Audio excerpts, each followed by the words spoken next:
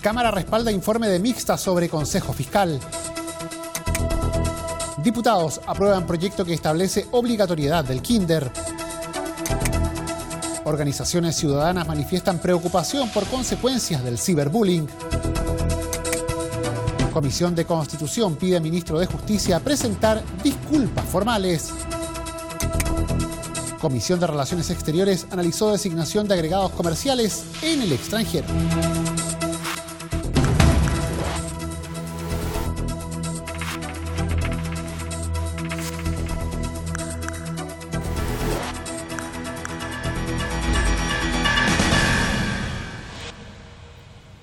¿Qué tal? ¿Cómo están? Sean bienvenidos a una nueva edición de Frecuencia Legislativa. Nos reunimos para revisar las informaciones más relevantes ocurridas en las últimas horas aquí en la Cámara de Diputados. Iniciamos hoy contándoles que justamente la Cámara respaldó el informe de la Comisión Mixta sobre el Consejo Fiscal.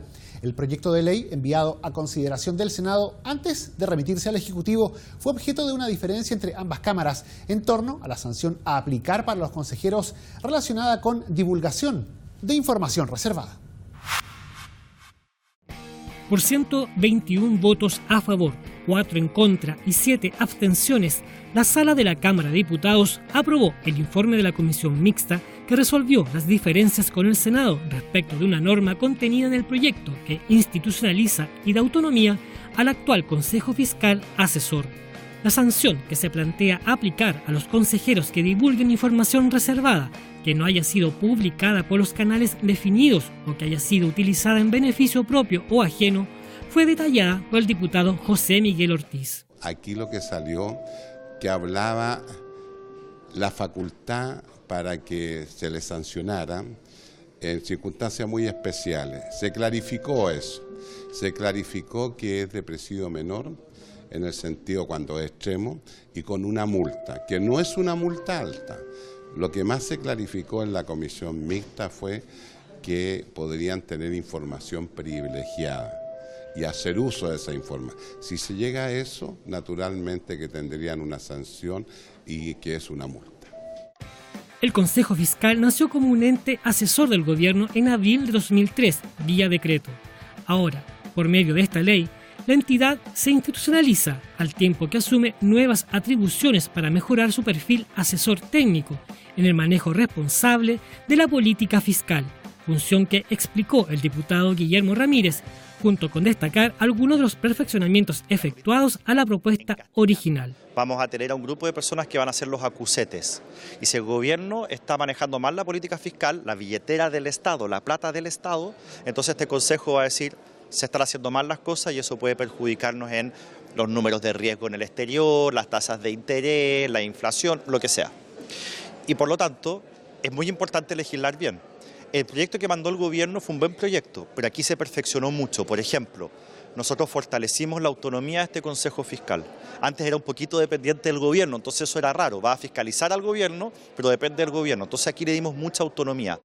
El Consejo podrá evaluar y monitorear el cálculo del ajuste cíclico de los ingresos efectivos efectuados por la Dirección de Presupuestos, observar el proceso de recabar la opinión de expertos independientes sobre los factores que determinan el nivel de tendencia de los ingresos y gastos del gobierno central y proponer al Ministerio de Hacienda cambios metodológicos y procedimentales para el cálculo del balance estructural, entre otras facultades. El proyecto aprobado por la Sala también contempla las normas de integración y de funcionamiento del Consejo, así como los diversos requerimientos e incompatibilidades aplicables a los consejeros, e incluye, entre otras disposiciones, la transición del sistema vigente al que plantea esta ley, la ocasión de la primera designación de los consejeros y la vía de financiamiento de la entidad. Y los diputados aprobaron el proyecto que establece la obligatoriedad del kinder. La iniciativa legal despachada al Senado tiene por propósito implementar la reforma constitucional que hizo obligatorio el segundo nivel de transición de la educación parvularia, fijándolo como requisito para ingresar a la educación básica, aumentando así a 13 años la instrucción obligatoria. Por unanimidad, la Sala de la Cámara de Diputados aprobó y despachó al Senado el mensaje que modifica la Ley General de Educación para establecer la obligatoriedad del segundo nivel de transición de educación parvularia, conocido como Kinder. La propuesta busca normar la forma en que se está implementando desde 2007 el acceso gratuito y universal al segundo nivel de transición de educación parvularia, estableciendo la obligatoriedad del Estado de entregar a todos los niños y niñas la posibilidad de realizar el Kinder y garantizar que no puede evaluarse con pruebas el haberlo cursado. En ese contexto, se establece la necesidad de promover el aprendizaje mediante experiencias significativas a través del juego, descubrimiento, resolución de problemas, educación de las emociones y creatividad, respetando los procesos de construcción mental y formación de estructura de los niños, tal como lo señalaron los diputados Diego Chalper y Camila Vallejo. Lo que hace este proyecto de ley es cumplir un mandato constitucional y establece que el segundo nivel de transición, más conocido como Kinder, sea obligatorio y por lo tanto un deber del Estado de asegurárselo a todas las personas en Chile. ¿Por qué esto es importante? Porque muchas personas hoy día no acceden a la educación inicial, a la educación parvularia, porque no tienen la capacidad o no tienen la disponibilidad de hacerlo. Hoy día, al ser un deber del Estado, vamos a tener que asegurárselo a todos.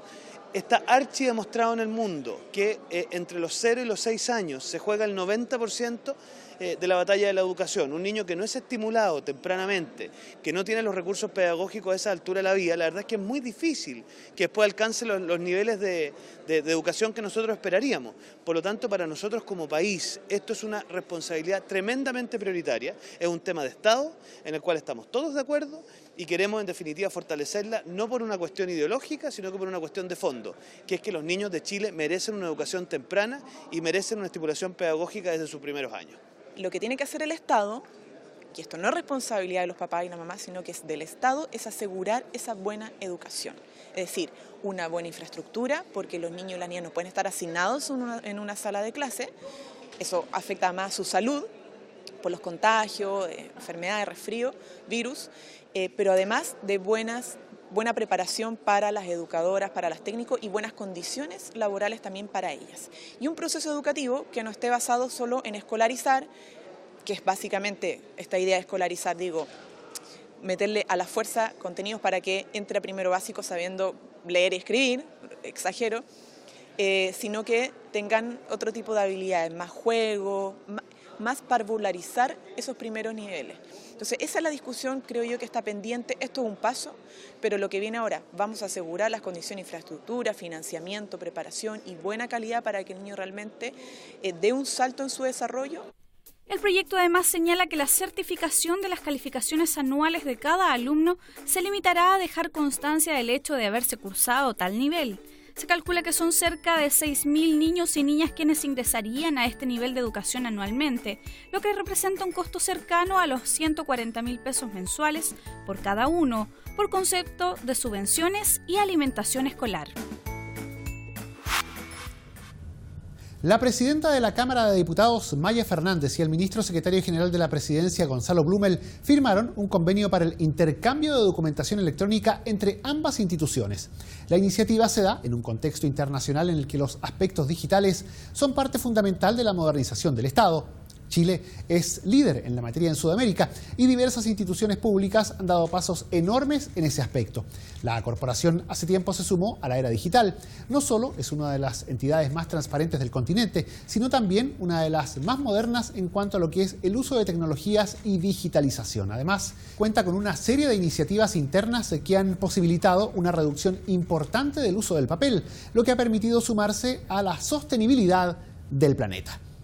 Bueno, y les contamos también que organizaciones ciudadanas manifestaron su preocupación por las consecuencias que trae el ciberbullying. Representantes de diversas entidades que trabajan con jóvenes afectados expusieron ante la Comisión de Educación, esto en el marco de la tramitación del proyecto de ley de ciberacoso o acoso cibernético. Con la exposición de representantes de las fundaciones Volando en B, Efecto Mariposa y Todo Mejora, la Comisión de Educación concluyó la ronda de audiencias en el marco de la tramitación de los proyectos de ley refundidos sobre ciberacoso o ciberbullying.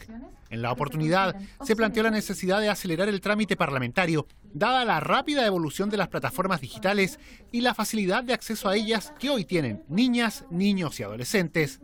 Así lo planteó Andrea Enríquez, directora de la Fundación Volando en B, quien señaló que lo urgente es educar tanto a padres como a profesores para que tengan las herramientas necesarias para abordar un tema como este. A los apoderados hay que sensibilizar, en el fondo mostrarles la gravedad del problema y al mismo tiempo mostrarles las posibilidades del mundo digital, en el fondo mostrar concretamente y darles las herramientas para reaccionar y acompañar a sus hijos. Hay muchas formas en las que papás pueden reaccionar. Hay una que implica cortarle el celular a cierta hora, que puede ser una medida, pero que en el fondo muchas veces está también comprobada que no funciona.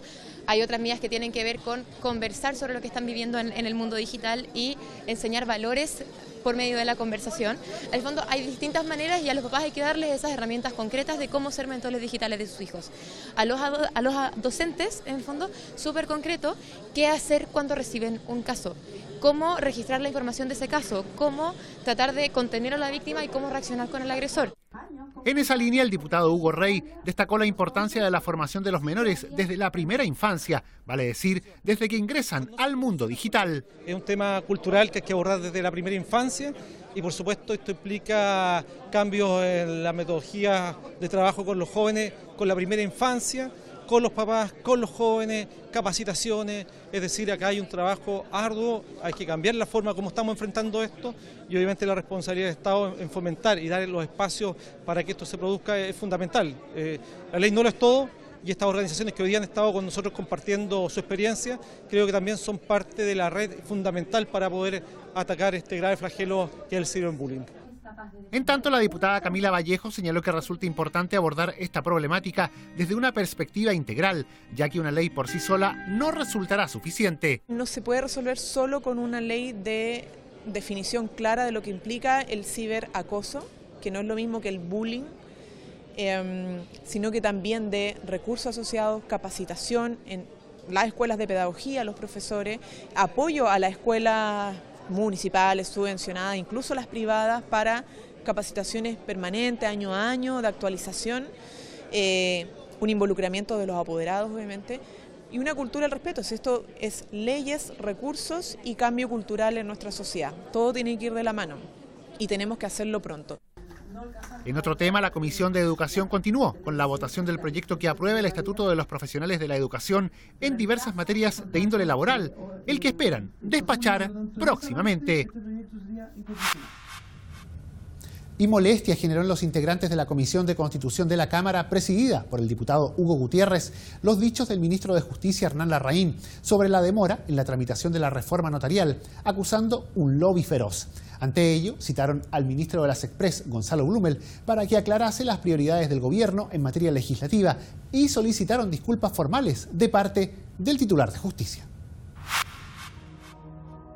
Hace unos días, el ministro de Justicia, Hernán Larraín, expresó a la prensa que la lenta tramitación de la reforma notarial se debía a un feroz lobby del gremio sobre los parlamentarios, a fin de frenar su debate legislativo. Las declaraciones molestaron profundamente a los integrantes de la Comisión de Constitución de la Cámara, donde se analiza la ley. Tanto así que la instancia invitó al secretario general de la Presidencia, Gonzalo Blumel, para aclarar las prioridades del gobierno. Hoy día el Ejecutivo tiene fundamentalmente 3 proyectos de ley priorizados en esta comisión. 3 proyectos de ley. 2 con suma urgencia y 1 con urgencia simple. Originalmente teníamos 3 proyectos con suma urgencia, pero después de conversar con la presidencia de la comisión, le bajamos la urgencia a 1, entendiendo que hay que administrar los tiempos para que avancen los proyectos. ¿Y cuáles son esas prioridades? En primer lugar, la prioridad ha sido para este gobierno, en primerísimo lugar, y sigue siendo la reforma de la infancia. Por lo tanto, la creación del nuevo servicio de protección de la infancia es la primera prioridad que tenemos como gobierno en materia de proyectos de ley en esta comisión. La iniciativa que mencionaba el ministro Blumel es una de las que hoy está abocada a la instancia legal. El malestar tras el enjuiciamiento público de un mal trabajo se hizo presente de manera transversal, en voces de diputados como Leonardo Soto del PS y Jorge Alessandri de la UDI, entre otros. Ayer habíamos hecho este punto porque realmente era bastante compartida la molestia por las declaraciones que hizo el ministro de Justicia. Una molestia que tiene que ver con que comunicacionalmente en toda la opinión pública se sienta un manto de duda y de sospecha respecto de la manera en que funciona esta Comisión de Constitución, Legislación y Justicia. Por los medios se nos dijo que estábamos siendo objeto de un lobby feroz de parte de uno de los gremios más ricos de Chile, que son la Asociación de Notarios, Archiveros y Conservadores, que tienen un prestigio precisamente de ejercer un lobby poderoso que ha impedido 8 iniciativas parecidas en los gobiernos anteriores. Y además, para comprobar y para demostrar esa afirmación, se dijo la Comisión de Constitución tiene trancado el proyecto de reforma de notarios. Y por supuesto que es injusta esa afirmación, porque acá hemos actuado buscando precisamente corresponder a las prioridades que el propio gobierno ha planteado, que era este proyecto de servicio de protección de la niñez. El ministro Blumel habla de las intenciones del ministro Hernán Larraín. Yo creo que así es, que las intenciones no fueron hacerle daño a la comisión, pero el efecto es otra cosa. Y aquí obviamente hubo un efecto negativo en la comisión. Cuando toda la prensa lo llama a uno y le pregunta ¿por qué declaraste reuniones por ley del lobby? Es como que le pregunten ¿por qué pagas impuestos? ¿O por qué te vienes a 100 kilómetros por hora en la carretera si cumplimos la ley? Entonces, obviamente los artículos de prensa le dan una segunda vuelta y para la opinión pública queda como extraño que uno haya tenido 4 reuniones. Entonces, obviamente, y empezar a explicarle al periodista en la radio, no, mira, yo las declaré porque esto es lo que dice la ley, que el mismo Hernán Larraín votó en el Senado hace tantos años. Entonces, la intención puede haber sido buena, pero el efecto fue negativo. Creo que es importante que igual mande la explicación por escrito a la comisión. Creo que es importante. El secretario de Estado destacó y agradeció el buen trabajo y disposición de los integrantes de la comisión. Yo aprovecho de agradecer el trabajo que ha hecho la comisión. Yo quiero que quede muy claro y quiero ser muy tajante. Nunca ha estado en el ánimo del gobierno y de ningún ministro poner en duda el trabajo y la seriedad con que se desempeña esta comisión. Así que yo aprovecho de agradecer lo que se ha hecho y en particular aprovecho de agradecérselo al presidente de esta comisión, que durante el año hemos sido capaces de ponernos de acuerdo, fijar la agenda y avanzar con distintas iniciativas. En este escenario, el presidente de la instancia legislativa, diputado del Partido Comunista Hugo Gutiérrez, remarcó la necesidad de recibir disculpas formales de parte del ministro de Justicia. Hay un contrasentido en lo que estaba diciendo el ministro Blumel con lo que estaba diciendo el ministro de Justicia, Larraín, y esperamos que el ministro Larraín, así como lo estimó toda la comisión prácticamente, de todos los lados, ministro, es decir, todos consideramos que el ministro se había excedido en sus dichos, el ministro de Justicia, y creemos que, y todavía todos lo creemos, debería él pedir disculpas por sus dichos que en definitiva de alguna manera ofenden a la corporación. En esta jornada de trabajo, la comisión logró avanzar y zanjar importantes diferencias respecto del proyecto que crea el Servicio Nacional de Protección Especializada a la Niñez y a la Adolescencia, el que podría ser visto por la sala de la Cámara durante la segunda quincena de enero. La Comisión de Relaciones Exteriores analizó la designación de los agregados comerciales en el extranjero. Luego de la polémica por la designación de la joven profesional Fernanda Bachelet en Nueva York, la instancia consultó a las autoridades de Cancillería cómo fue el proceso para su nombramiento. En la sesión se informó que ello correspondió a una atribución privativa del presidente de la República. La subsecretaria de Relaciones Exteriores, Carolina Valdivia, el director de la Dirección General de Relaciones Económicas del Ministerio de Relaciones Exteriores, DIRECON, Rodrigo Yáñez, y el director de ProChile, Jorge O'Ryan, se refirieron al nombramiento de los agregados comerciales en el exterior, tanto en lo que respecta al procedimiento actual como el que se aplicará con la implementación de la ley que moderniza la Cancillería. El director de DIRECON, Rodrigo Yáñez, señaló que existen 56 agregados comerciales, 8 en oficinas comerciales y el resto en departamentos económicos o representaciones comerciales. Yáñez agregó que cuando se cree la Subsecretaría de Relaciones Económicas Internacionales, los cargos de agregados comerciales se realizarán por concurso público.